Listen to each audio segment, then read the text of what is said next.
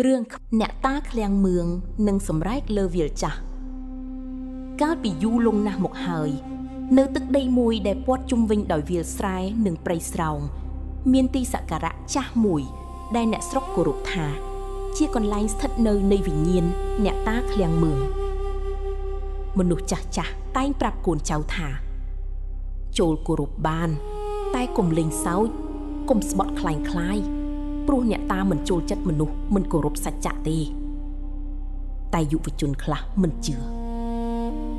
ថ្ងៃមួយមានយុវជន4នាក់ធ្វើដំណើរមកពីភូមិឆ្ងាយ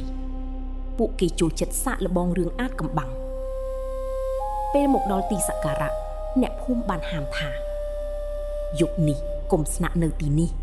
ព្រោះជាយប់សែនអ្នកអា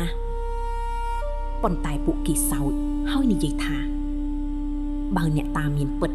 សូមឲ្យមកបង្ហាញខ្លួនពួកគេអង្គុយផឹកនិយាយលេងនិងសើចខ្លាំងៗនៅមុខទីសក្ការៈ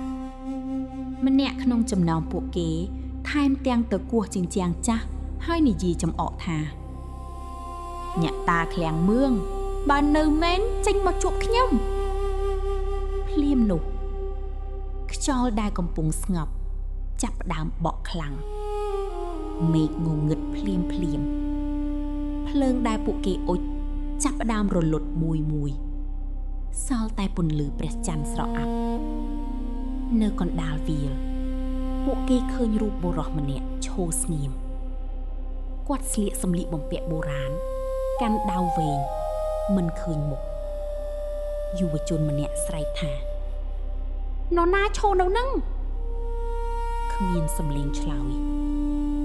រូបនោះគ្រាន់តែងាកក្បាលយឺតហើយចាប់ផ្ដើមដើរមុខត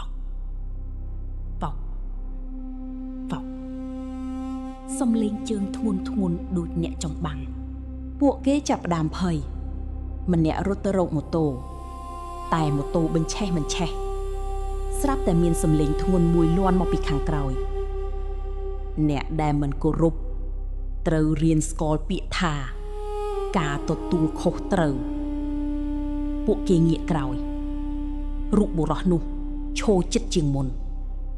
ភ្នែករបស់គាត់ភ្លឺក្រហមខ្យល់បក់គួចធូលីឡើងពួកគេភ័យរត់អស់ទិសពេញមួយយប់ពួកគេបានឮសំឡេងជើងដើរតាមពីក្រោយមិនថារត់ទៅណាក៏ឮសំឡេងដាវអូសលើដីព្រឹកឡើងអ្នកភូមិបានទៅរកពួកគេឃើញយុវជនទាំង4អង្គុយនៅមុខទីសក្ការៈមុខស្លេកមិននិយាយមួយម៉ាត់ក្រោយមកម្នាក់ក្នុងចំណោមពួកគេនិយាយតែប្រយោគមួយយើងមិនបានឃើញខ្មោចទេតែយើងបានឃើញអ្នកការពារចាប់តាំងពីថ្ងៃនោះមកពួកគេតែងតែមកអុជធូបនិងមិនហ៊ាននិយាយលេងអំពីទីសក្ការៈនោះទៀតឡើយហើយអ្នកស្រុកនៅតែនិយាយថាពេលយប់ស្ងាត់នៅវាលចាស់នោះគេនៅតែឮសំឡេងជើងអ្នកចំបាំងដើរលបាតមានក្រោមដើម្បីការពារទឹកដីដូចថ្ងៃមុន